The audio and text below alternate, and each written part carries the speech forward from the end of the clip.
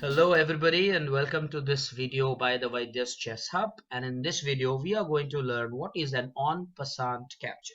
So let's get started. Now before we go to this position and study how an en passant capture is done, the pronunciation is important. It's the en passant. It's incorrect to say en passant. It has a French origin and the spelling is ENPASSANT. So it's en passant.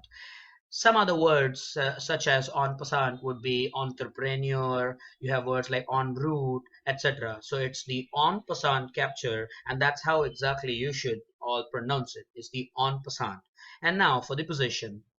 Notice white spawns here on c2, e4, and the g5 square. Now you know that pawn has a privilege. It can move one or two squares at the start. Now in this position, if it were white to play, and white chooses to push this pawn from c2 to c4, black will feel deprived because he is being robbed of his right to take on this c3 square with his pawn on b4. I repeat, the pawn can move one or two squares. So if white indeed chooses to play c4, then black loses his right to capture on the c3 square. That's where en passant rule comes into picture. So if in this position white does go ahead and indeed play c4, black is entitled to capture it if he chooses to by playing b takes c3.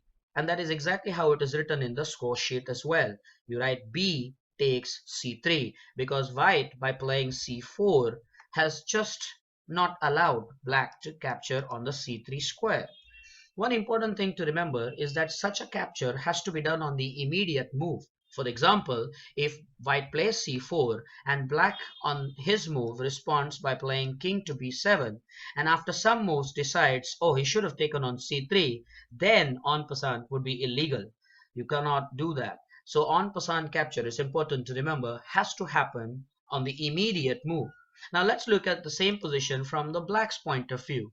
If in this same position, if it were black to play, notice black's pawn on the h7 square.